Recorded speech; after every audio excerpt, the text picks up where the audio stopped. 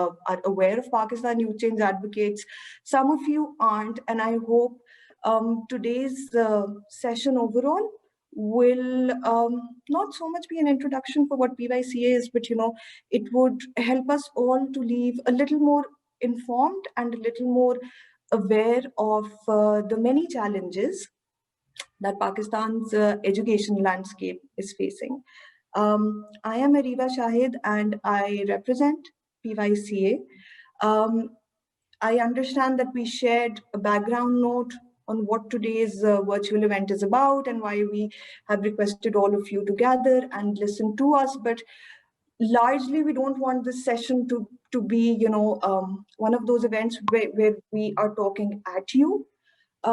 We want this to truly be a learning event for us as well, because as we kickstart a campaign during these very unprecedented, very uncertain times, and we go out demanding the government to increase investment in education, we do want to learn from you how we can do better in that, how we can improve our tactics, how we can put our asks in a better way in front of the government to have greater impact. When we talk about education financing, I am quite conscious of the fact that Pakistan is most certainly going through an emergency situation. Not just Pakistan, the entire world is going through the same uncertain period. And given that we are not the richest country in the world, we are most certainly cash strapped. And so when we talk about investing more in education, we are not entirely unreasonable people, who are single tracked and who feel, more education, more investment needs to be made into education, irrespective of what's happening. So what I'm trying to say is we are very, very conscious that these are difficult times for all of us in Pakistan, the state itself included. But at the same time, while health most certainly makes the most important component of this ongoing emergency response, given that people are no longer dying by the dozen every day, they're dying by hundreds, and it seems very callous to just say it in a sentence. But the situation is extremely difficult, and most certainly whatever meager resources we have, the logical thing to do is to allocate a greater chunk of them towards the health response. But having said that, we also feel that a solid emergency response will always include not just the origin of the emergency, but will also take stock of the collateral damage that comes with it. And so we've actually seen that. In the early months of the COVID onset in Pakistan, we saw that there was, in terms of providing livelihood support to the most marginalized households, the government did step up that way through the SRs program, because livelihoods of millions of Pakistanis was collateral damage. And so very much like that, education and the entire frail and fragile structure of education in Pakistan, that too is part of the collateral damage. And when I say this, I really cannot emphasize enough that yes, we don't see people passing away because of lack of education, at least not directly. It cannot be ruled out that for 70 odd years now, we've been just struggling to put our children in school. And just very recently, the World Bank came up with this one-line figure, which was very disheartening. And they said that by the end of the year, we're likely to add another 1 million children to the list of school dropouts. The problem is not wo 10 lakh bache, or, the problem at hand right now for all of us is that we are unfortunately an emergency prone country. We've had floods, we've had terrorism, we've been hit by a massive earthquake. So, and in good years, when there's nothing else, when nature is kind to us, there's some sort of a global financial or economic recession. So there's always an emergency that we're battling.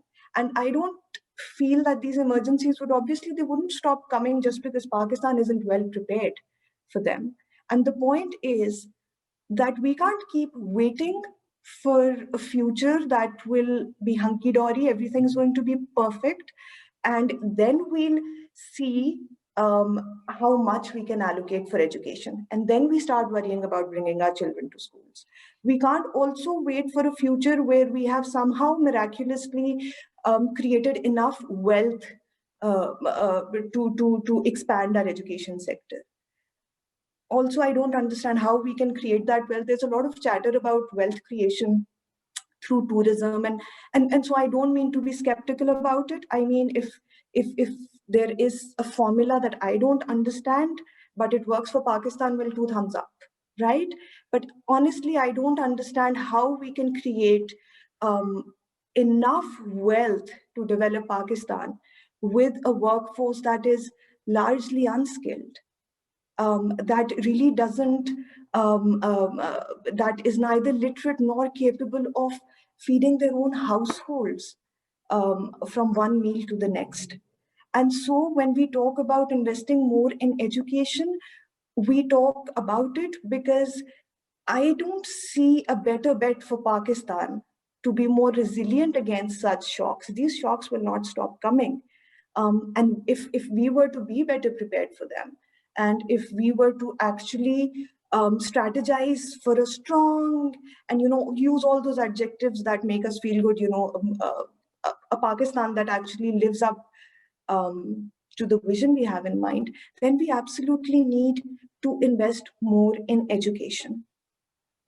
Also, we need to understand that during emergency situations, each time an emergency strikes, we always lose at least a few million children that whom we had put into schools, investing a huge amount already, and and let me the point I'm trying to get at is that when we lose these children during emergency situations, it is next to impossible to bring even a fraction of them back to schools. At this point, despite the fact that Pakistan continues to host the second largest population of out of school children in the world, despite the fact that every 10th out of school child in the world continues to be a Pakistani child, the gains we made in the last 10, 12 years are heartening. I mean, they gave us, and the 2 million or 2.5 million children that we put into schools during these last 10, 12 years gave all of us huge reason to be hopeful. And now within a year, we are standing at the brink of losing at least half of the gains we made over an entire decade. Having said that, also the fact that when we are talking, we were constantly seeing schools khul rahe hain, schools are shutting down, then they're reopening. And I see a lot of chatter on Twitter where people just keep criticizing the government and saying that they really aren't sure of what they're doing and it doesn't make sense. From where I see it, I do understand their buklahat. I do understand why they're, going into this shut the schools and open the schools mod. Why they're shifting between these two? Because they are very aware of the emergency within the emergency that we're battling. They know that if the schools remain closed for a certain period of time, each time they are shut down, we lose a huge chunk of children who will probably never return to their classrooms again. At the same time, while this approach might not make sense, this is really their best bet because the education sector was not prepared for even those emergencies that we've battled in the past, let alone a pandemic that the world is experiencing, really the modern world for the first time.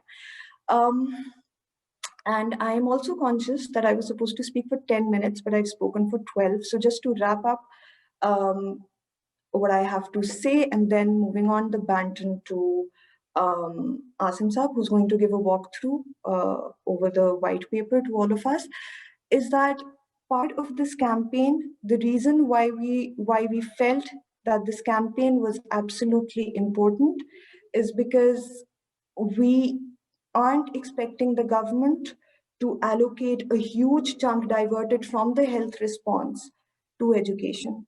But we are very aware that within our limited resources and within the limitations of the system that we are operating in, and within our limited available finances, we still have room to allocate more than what we are allocating right now.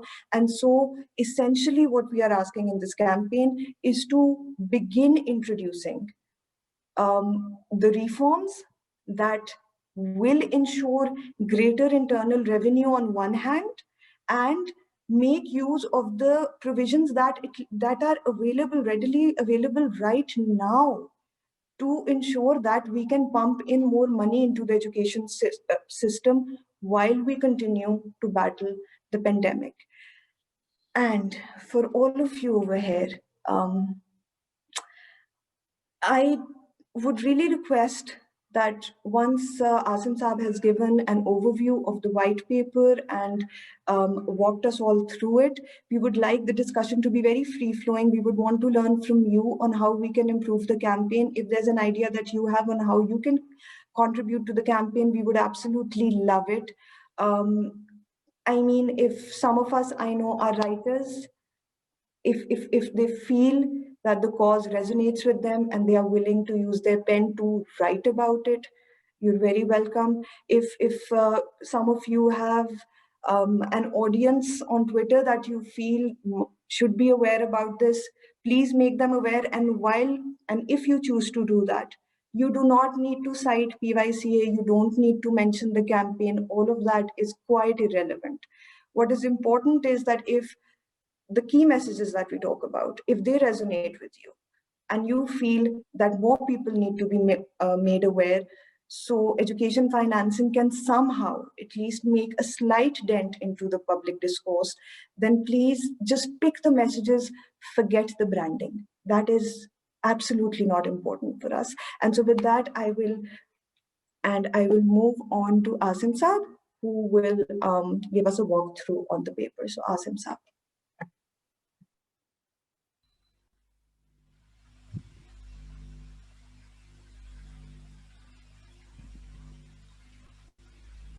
Asim Saab, we can't hear you. I think you're on mute. Just a minute.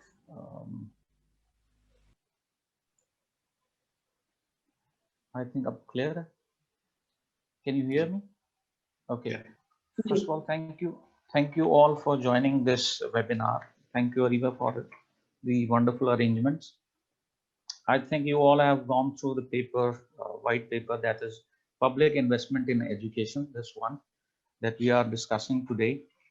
Its broad objective is to have gone through the public investment education scenario post-pandemic first, and then its objective is to analyze the major problems and obstacles in public finance system that is relevant to education. So we all know education is, we all know pandemic is a kind of an unprecedented challenge to our economy, to our country, and to the entire world, not restricted to our country only. So post-pandemic, we had the biggest challenge post-lockdown on 26th of March. The biggest challenge that we had, IMF announced a kind of emergent liability of $2 billion that was on our external account. On the other hand, the IMF allowed the government of Pakistan for a bailout kind of $1.4 billion. Then Pakistan government entered into debt servicing, debt deferral agreements with the various government debt suspension initiatives. This allowed the government of Pakistan to have a fiscal space, to have a space on the balance of payment, to have a fiscal space. In turn, on the other side, government's revenue tend to decline sharply. And then that result in, obviously, the last quarter of last year was a lockdown in the entire country. Obviously, the public funds that were supposed to divert to the education system were not And this was the investment into public education were massively cut down. This is quite obvious in case of lockdown, in case of your revenues are declining, in case of you have huge liability, all the funds would tend to go down. This was the obvious result of pandemic, and that should have been, and this was the case with the rest of countries also. In our case, we tend to analyze the situation in a normal year versus an emergency year like pandemic, like floods. So we analyze data for number of years. Say, for example, we analyze data for 1992, we experienced massive floods. We analyze data for 2009 and 10, the country evidenced massive floods. We analyze the data for pandemic. We analyze the data for number of normal years. It is a routine practice, irrespective of pandemic, irrespective of any kind of crisis. Government of Pakistan and the provincial governments regularly cut down the education budget, the health budget, or the entire social sector's budget. And here lies the problem. The problem lies in the structural problem of budgeting, the first part. What's the structural problem of budgeting is? The structure, it lies in the incremental budgeting. We just put on an ad hoc number to our budget by just adding some kind of increment, which is ad hoc, which is non-scientific, which is not rational. We simply add, say, some 10% to 15% to our existing revenues. Then based on that cumulative revenue figure, we actually plan our budgetary expenditures for the coming year. This is a non-scientific approach to budgeting. This is called simply incremental budgeting. On the other hand, for development plans, for development sector allocations and budgeting, we have an approach called residual approach of budgeting. And what's that? With the available pool of resources we already have, we first subtract the non-development expenditure, that is largely non-discretionary, that is of salary expenditure, and some non-salary non-development expenditure, those are largely non-discretionary. Government cannot exercise discretion, government cannot go on to cut off those expenditures. And then whatever is left over, we just plan our all development priorities with that minimal leftover budget. And what happens in this case, once we realize at the quarter 4 end or the third quarter, once third quarter ends, and we realize that the budgetary target of revenues were unmet, we had to revise all of our development priorities. We had to revise all of our budgeting structure, and we have to revise all of our planned outlays to the social sector. So it is routine and regular exercise, and that the very reason of that lies in the structural problem of what we call incremental budgeting, what we call residual budgeting for development sector. And that leads to regular cut, whether there is pandemic or not, regular cut into the budget. What's the solution for this? The solution lies in what we call OBB, output based budgeting, or in a simple way we say target based budgeting. And what target based budgeting is, say for example, last year we had in pandemic estimated the volume and amount of finances required to send all out of school children to schools. And that amount is some 1200 billion rupees required over the next 10 years to send all our out of school children. Those are some 22.8 million children to schools. So now in this way, we have a clear cut target. We have an output. We have to send all out of school children to the schools. We have outcome indicators. And against those indicators, we have to plan our development priority. We have to allocate the respective amount of budget each year, and then subsequently increase to the coming needs. But on the other hand, we have just a simple way of designing the budget that is based on, and that this problem also lies with, this problem has inherent another problem. And what that problem is, if we were to say what's the ratio of development expenditure to the non-development expenditure in the pie, you'll be very much surprised. Out of every 100 rupee of education budget, only 10 rupees are development budget. And with the help of development budget, we can expand our system. We can add to the infrastructure requirement. We can, provide some demand side interventions. We can provide some supply side structural constraints. We can address the problems. With non-development expenditure, with a huge portfolio of non-development expenditure in education, we are unable to match the expectations. We are unable to, overcome our current and forthcoming challenges that we have. Now, on the other hand, now what's the solution for this all entire budgeting gimmick? The solution lies in, first, we have to raise our tax revenue. Our tax revenues every other year, and especially from last 2 or 3 years, our tax revenues are declining, both provincial and federal government. Our economy is in recession. We have to come out of this recession, and there's no other way except to increase taxation. We have in our economy very generous kind of exemptions to elites, both at federal and both at provincial level. We have to rationalize those tax exemptions. We have to bring, we have large tax base that is not into the tax base presently. We have to have rational reforms and to bring all this sector that is untaxed into tax net. Once we have a fair tax net, once we'll be able to increase our tax revenues corresponding to the increase in our GDP, corresponding to the amount and magnitude of our economy, will be able to allocate a very healthy and good chunk that is required for education and our social sector priorities. And this is what the message of this entire white paper is. And in Pakistan, what we see, we have a system of filers, we have a system of non-filers. Filers are that is documented economy, and non-filers are largely in undocumented sector of economy. And in that particular case, we have to bring non-filers into the net of filers. First, we have to bring rational reforms for filers. Filers should have an evidence in front of them that if they are going to file their tax return, they'll be getting something in response to that, and the government will take care of their education expenditure or healthcare expenditure.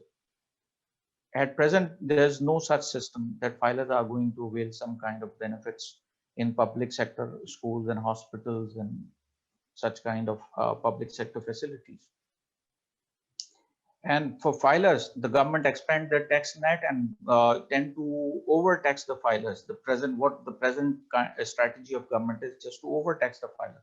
Let me give you an example. In last year, the tax on profit on debt, tax on interest on bank accounts was 10%. And government raised the tax here. The rate of tax for this year is about 15%. Government is trying to discourage people to save in bank accounts.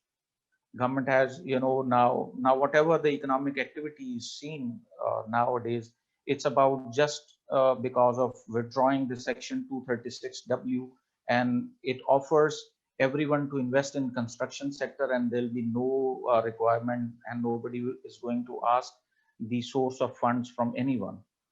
So this is what entire economic activity that we see nowadays is.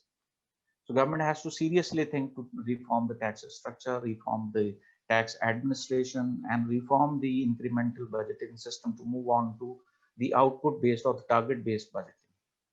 So this, I think I have spoken enough. I think I should ask Ariba to open the floor for the discussion. Thank you, Asim. Thank you so much.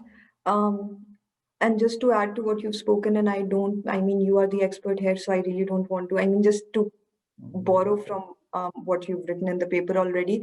There are certain taxes that obviously every province, obviously the lion's share of taxation is led by the federal government. But after the 18th Amendment, every province also has a certain discretion in terms of tax collection. The problem over here is that after the 18th Amendment, provinces have become largely lazy, I would say. There's no other way to really describe that, because they do rely on they continue to rely on the NFC award and whatever funds they receive through it, and they've not been very proactive at all. At this point, they're probably not even exploiting 20% of the tax potential they have in terms of raising internal revenue.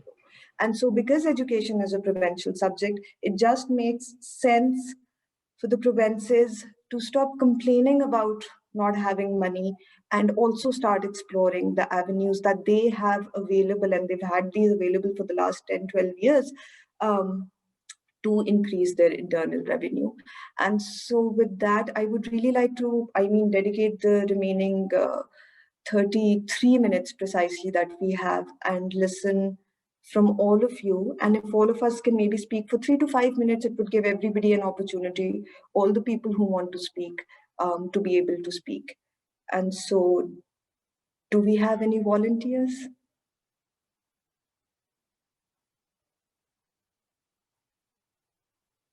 Okay, so I don't want to leave you hanging there. Thank you. Thank With you. you clearly hanging there, so I'm going to come and try and rescue you. Look, I mean, obviously, these are things that we know, right? And obviously, look, however long your particular advocacy may have been going on for, I think we've been hearing this for decades, right? So what concerns me is not so much what has happened in the past. It's not even so much what is happening today. It's what I see happening in the future. And this is going to be a future that most likely none of us are going to live to see. But if our population right now, जैसे कहते हैं ना 22 crore की आवाम, so what, that's 220 something million. If our population growth continues at this clip, and there is no reason to suggest that it will not, some projections say that by 2100, if not earlier, our population is going to be 440 million plus, which means that every problem we are discussing right now, whether it be education or the budgetary allocations for education, we're not even going to get into how much of that budget is effectively absorbed, right? We can come to that, because I think that's an important point. From education to health to basic infrastructure, every single problem we have today is going to be doubled in less than a century, exacerbated by climate change and all of that. Now, the problem here is that, there's always a bit of a chicken and egg situation going on every time we discuss just about anything in Pakistan, because you could argue that one way to say introduce population planning, I won't use the term control, that has these sort of draconian overtones and then people get upset about it. Population planning is also a factor of education, right? If we were to take the argument that education leads to awareness, and then awareness leads to empowerment, especially when we're talking about the education of females in Pakistan, I think that certain stats from, say, even Bangladesh would tell you that education is one lever to control population growth, uncontrolled population growth. I don't see that being controlled at all, and that is what truly worries me these days, is that as critical as our issues seem now, if we do not get a handle on them immediately, if we don't actually start moving in that direction, within about 80 or so years, they are going to be of a magnitude that will be impossible to control. Now, here's the problem. These aren't the sort of things that perhaps get you the kind of wide political support that you instantly need as a politician. They're not flashy, right? There's no tickers, there's no like fita that is being cut. These are things that go beyond a government's policy. These are in that they have to be continued. What one government starts has to be continued, improved, and carried on by another government. And I think that is one of the critical problems in our governance, is that there is no continuity of policies. So, and again, that of course then assumes that we have a proper policy in place to begin with. So, this is the kind of situation where one really doesn't know where to start and where to end, except to say, and I realize how cliched this sounds when I say it, is that we need to start now. As far as how, as far as who, and as far as what, I leave that to more intelligent minds than mine to discuss. Thank you so much, Zarar Sahab. I think the last bit you said was extremely important. The point over here is that, see, a lot of the reforms, especially in terms of improving incremental budgeting, or making the vertical and horizontal structures within the government more aligned. I mean, those are reforms that won't necessarily reap any results, overnight, or even at the end of the month, or even at the end of the year, right? But the point is, we have to start somewhere, and at this point, we've had some very good conversations, also some very earnest conversations with parliamentarians and people at the federal ministry. And whilst some of them are extremely earnest in their approach and want to do something genuinely, we keep hearing back कि पैसे नहीं है, we don't have money, right? And the irony is that some of the campaigns we support the government with in the communities, the idea is to convince households to send their children to schools with, despite of all the financial issues that they face. And then the government, when we go to the government, they give us precisely the same excuse that I would not call it an excuse at the household level though.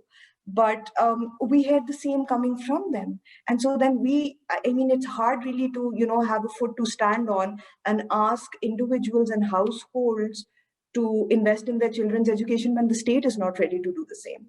And at this point, for us, and to have this conversation today, the idea is that, even if we're able to somehow push education beyond school closures and exams honge ya nahi honge, in its true essence, into the public discourse. For crying out loud, Gala Biscuit was part of public discourse for 48 hours in Pakistan, right? And somehow education hasn't found that sort of audience. Yeah. And so that conversation needs to begin. Before anything happens, there has to be a conversation, and we somehow don't even have that. And again, I've spoken a lot, so I will let the others speak. Fasi wants to speak. All right, Ji Fasi Saab.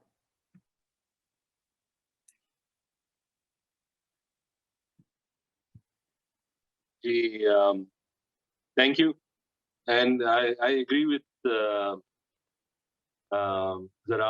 That's a really important view of the future.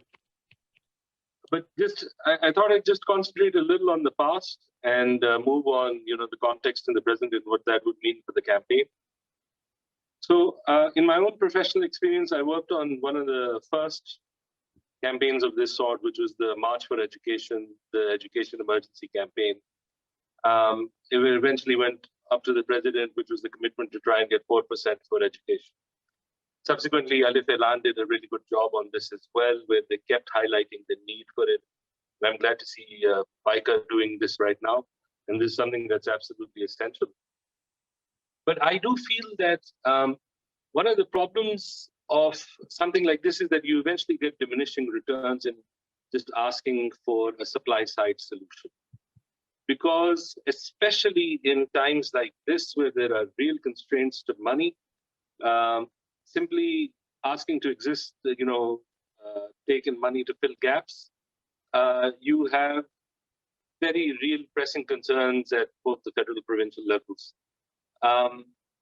And so I think that it needs to go a bit deeper than that to answer some questions. And one of the questions that government usually has is that, sure, we've expanded schools, 2.2 million children are in school over the past decade, but has it really created better quality of human resource, or has there been any tangible outcomes? And we still know that learning attainment is really slow. So the question is that if you're putting all this money in, one of the ancillaries to this is that the children need to be learning within those schools for the money you're putting into it. And that's something that's been really incremental, and it still remains a problem.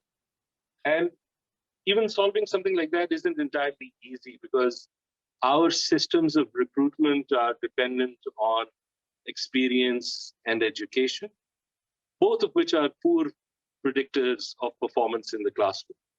That depends much more on things like the attitude of the teacher, the low power difference between them and the student, and also the degree of their subject knowledge.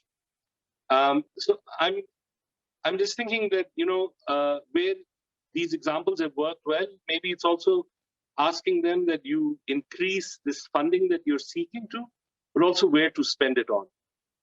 One avenue is bringing children into school, but also to make sure that they learn better. And of course, we've seen over the past decade, there have been gains in this respect, but there's still a long way to go. The other thing is that quite often schools are seen as magic boxes that they'll suddenly solve everything.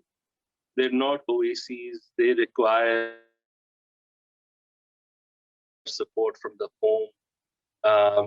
If you've got a very didactic society or a high power difference one, it's hard to make a school to be a truly, different space, because we've seen that at least for 20, 30 years, the function of schooling is to create the idealized Pakistani citizen, not the idealized Pakistani learner, which is where we'd like to get ancillary benefits from. I just think one more thing that maybe in the campaign that needs to be put into it is that opportunity costs need to be costed out. Because I remember in around 2011, there was once a figure that came out, which was at that ratio of out-of-school children, the cost of not educating these children was the equivalent of one flood a year. I'm sure now it's going to be substantively more. And so for policymakers to understand what the opportunity costs are, but I also think that one other massive issue is just last year, for all debt repayments in defense, 87% of the FBR's collections went to just these two heads. And that space is going to be squeezed in the next 2-3 years significantly so. So I think the case for money has to be worked out with a bit more detail.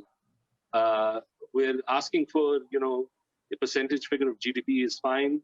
And I think it's really important within this study to say that, you need 12 trillion rupees instead of the 6 you've spent in the previous decade. But articulating 2-3 of these things will also just make that case so much more persuasive. Thank you. Thank you so much for pointing out the quality aspect. So that's something we are not, even beginning to think about, but because for a lot of us, the struggle right now has been to send more children to school. But you're absolutely right. The learning outcomes, genuinely, the less spoken about them, the better. And so, it's a very valid concern that, even if we send children into schools, are they actually tangibly learning anything? And what difference will it actually make in their lives going forward? I would still link it with investment, though, because I feel, even if we want better trained teachers, if we want, state-of-the-art classrooms, and for schools to one day become those magic boxes, we do need to pump in more money into the system. So from the order that I've been handed over, George raised his hand first, and then we'll have Mariam and then Lala. So George. Thank you. Sorry.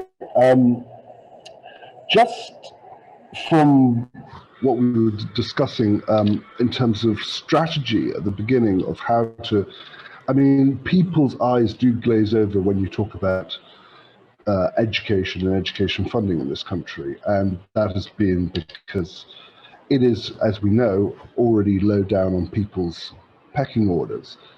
And one thing from a comms point of view would be, the thing about education is that it's linked to health, it's linked to climate change, it is linked to the stability, social defense.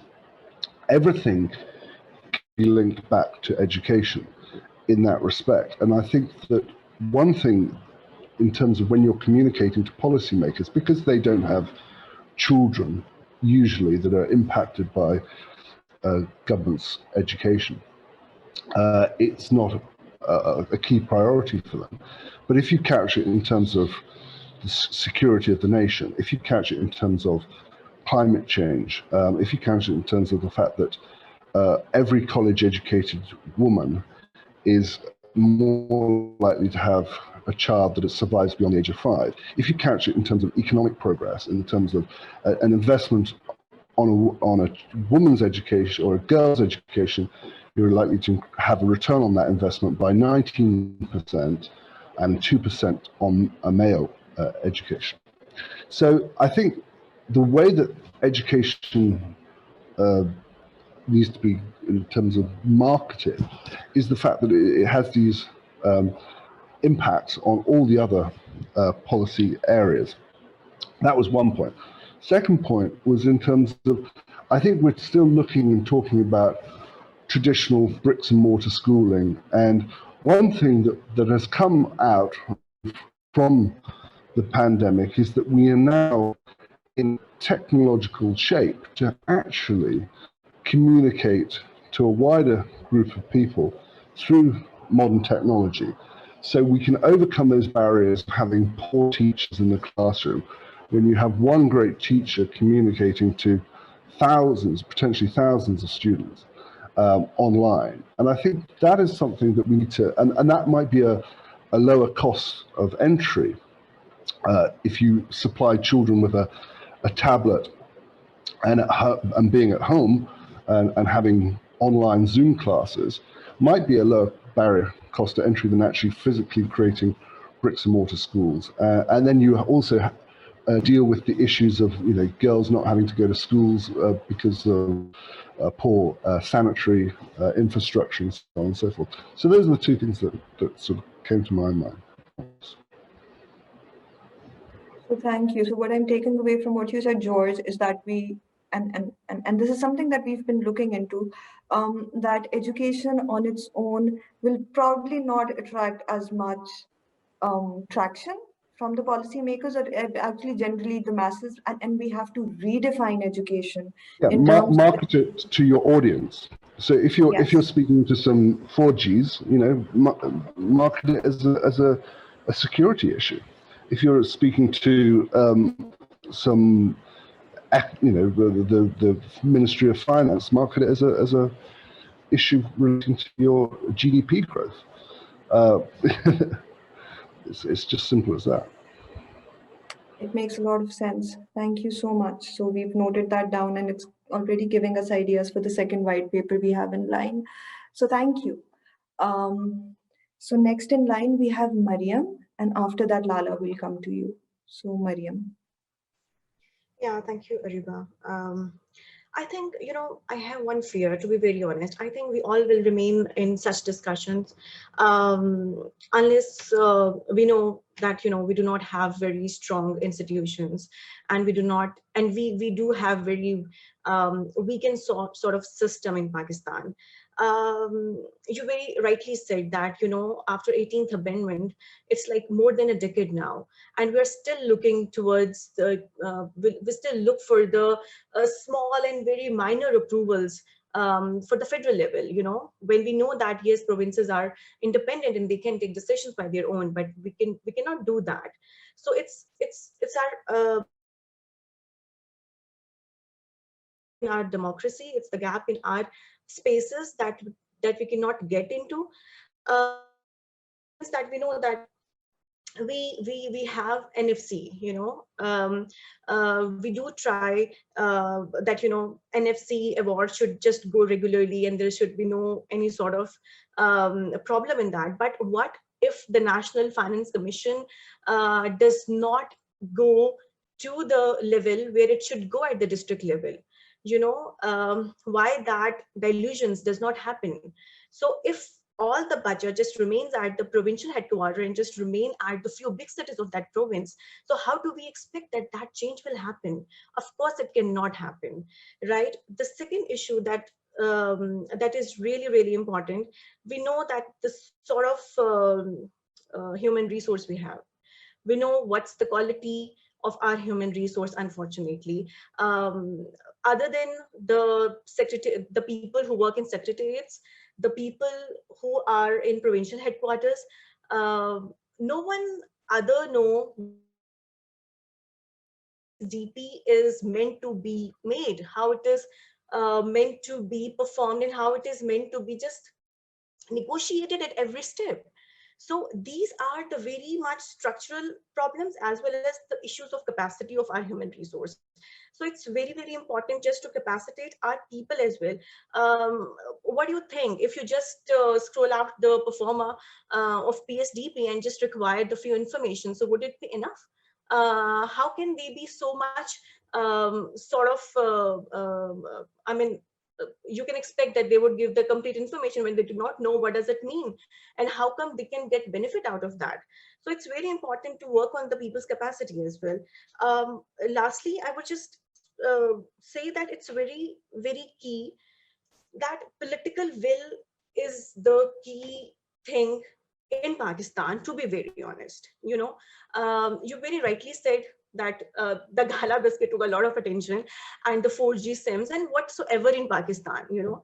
But, you know, and if our prime minister say that, you know, it's a third wave of COVID, and we can negotiate with IMF because it's a time to give the second Ehsas cash grant. But why our prime minister and why other ministries do not talk about the IMF when it comes about the education?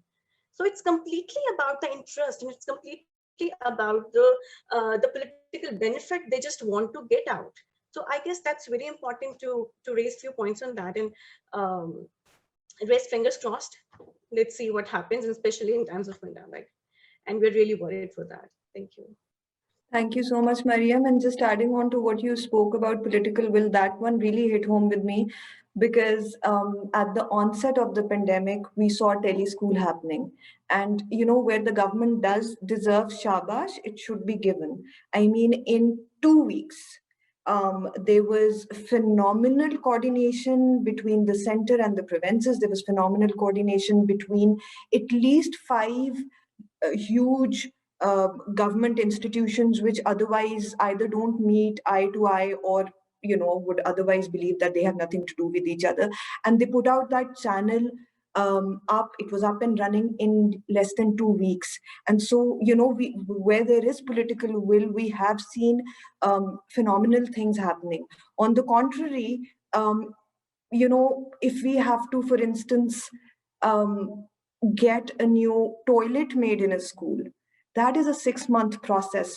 You know, I mean, there's this huge checklist that needs to be filled. There are a huge number of approvals that need to be taken. Zarar Sahab, we've seen your message. Please just absolutely feel free. Thank you so much. Thank you. Thank you.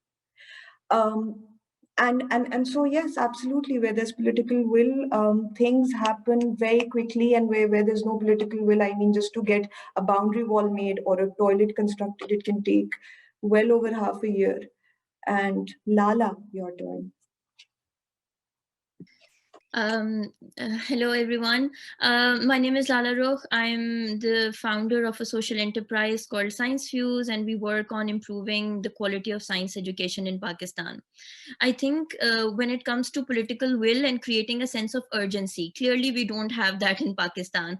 I think this is very important that we keep doing that through advocacy, because clearly in a country where you do not even have schools in every area, where there are still areas where, you know, there are not schools constructed, and then there are schools where you don't have the proper infrastructure, and this is very shameful, you know, and for the government and the culture to not even have that sense of urgency that this is something we need to fix and invest.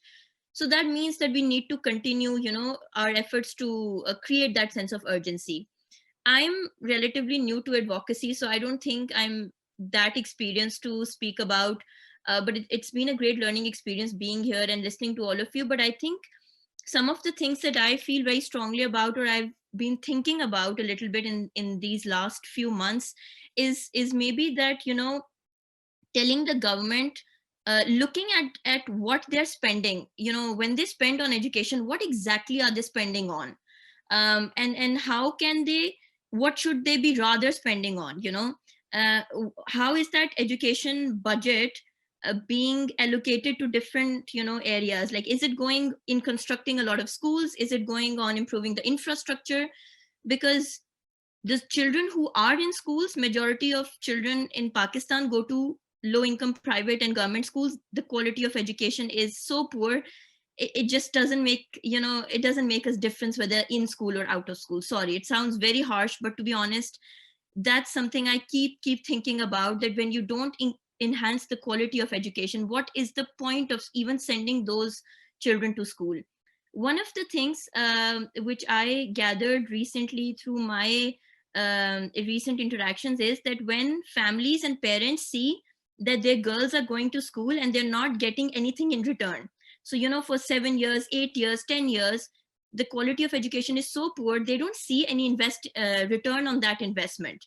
Even if it's, in a government school, they have to take out the time to send their children to school. I don't know if they even have to, spend, there is some monetary burden as well. They don't see any output, and then they think that, okay, this is no use, let's take them out of school. Even if they understand why schooling is important, they take them out. That's the dropout rate, that increases the dropout rate. Enhancing the quality of education can decrease the dropout rate. So how can they spend more on enhancing the quality of education? One thing that we've learned, Science Fuse, we are a very small organization. And what Ariba said in the beginning, that just in the pandemic, when they knew they had to do something, they came up with the teleschool. It's not a perfect solution, but they somehow managed to get it up. When they want to do it, they do it. They get the money, they get everything, and they do it. It's such a beautiful example of a private sector, public sector partnership as well. So in this 1 year, Science Fuse, a very small, tiny organization, has trained 650 teachers using WhatsApp as a tool. These are teachers from all across the country. These are government school teachers. It changed my mind on how I used to think about government school teachers. These are teachers who have very low digital skills. These are teachers who have so many huge barriers, and they're still going out in the community, in those small areas jahan pe koi facility nahi hai.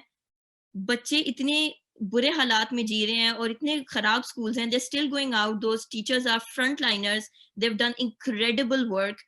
And if you don't invest in your teachers, this is one solution, investing in teachers and great, of course, educational resources. So maybe in the advocacy efforts, we need to tie in more of the solutions. What more can they invest on? What are they already investing on? How can they invest in different things? And these are low cost solutions. And they are present in Pakistan. You don't have to import them from outside. They are from the local communities, from local organizations who have been doing incredible work in Pakistan for so many years.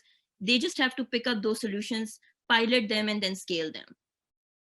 If they have the interest, if they have the will and the urgency, they will do it, and they should do it.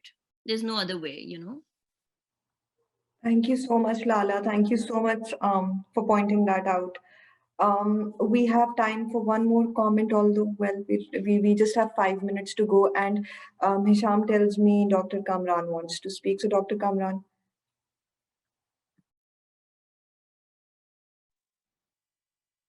Thank you. So just to add a few comments on this, as Lara Rook rightly said, it's all about priorities. Like, we have enough resources, but it's all about our priorities, whether we are spending on the right thing or not.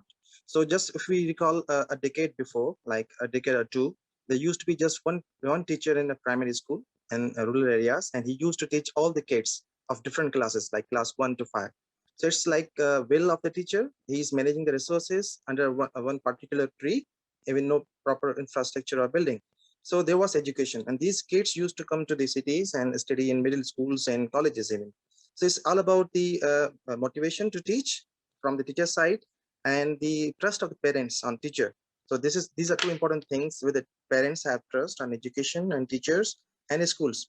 And then it's about the management of the resources. So just if you look at the private schools, they have limited budget as compared to the government, but they are managing properly, so they are giving the outcomes.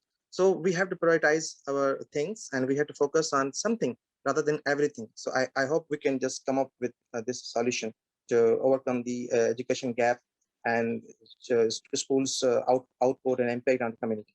Thank you very much. Thank you, Dr. Kamran. I see Madhya has to leave, actually. She doesn't want to speak. So Madhya, thank you so much for joining us and sitting through. Namra wants to speak, and after that, I promise we will not go beyond the time we promised you. So Namra. Sorry guys, I'll just take 2 minutes hopefully. So a teacher training is somewhere that I am part of, an institute that trains teachers for government schools. So this is the area that I can talk about.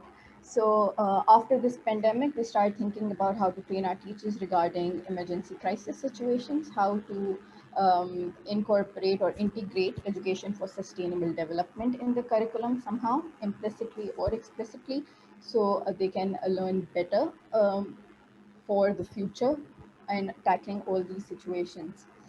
So yes, I do believe that having quality teachers is very important. वही वाली बात जो almost काफी लोगों ने point out की, that we are concerned about the out of school children, but the children that are in school should also receive quality education. As Lala pointed out कि हम invest तो करें, मगर किस चीज़ पे invest करना ज़्यादा ज़रूरी है, ये एक बहुत बड़ा factor है. Apart from that, I had an idea listening to a lot of stories that some of you guys shared. So I am not at all good with advocacy, just giving out the idea. If you guys think that it could be part of your campaign, then that would be great. So a lot of people have stories regarding teachers and students who didn't drop out, or students that might have dropped out and they know reasons behind it. So maybe a campaign where you can have small clips of these people. क्योंकि हमने गाला biscuit की बात की और social media पे चीज़ों की बात की कि वो ऐसी चीज़ें कितनी जल्दी फैलती हैं. So I was just thinking that maybe stories or clips of those students and how they suffered during the pandemic, or teachers who didn't back out, who went to the communities, who still managed to do something. So maybe those stories could spread out on social media. Audience for investment in education. So वो urgency maybe हो सकता है इसके through आ सके कि real life COVID में कैसे students ने और teachers ने और maybe और schools ने कुछ ना कुछ करके manage किया, so the education doesn't stop. So yep, that's it from my side. Thank you, Namra. Thank you so much for that wonderful idea, and thank you for speaking. And I'm very conscious we have just 1 minute left, so I will be wrapping this conversation up. In the coming weeks, we will be, for all of you who've joined, we'll be sending in waqfe say, every now and then emails to keep you updated on where we are with the campaign. And if you have any afterthoughts, if you have any ideas that come along the way, please do share them with us. And again, I would want to end with the plea that, if you do have a platform through which you can amplify these messages, please don't worry about branding PYCA, please don't worry about branding the campaign, but please do get the message through if it resonates with you. And so it's .5. Thank you so much, everyone, for joining in. Thank you so much. Thank you. Thank you. Thank you, everyone. Thank you. Bye-bye. Thank you, Ariba. Allah Hafiz. Thank you, everyone. Thank you. Thank you.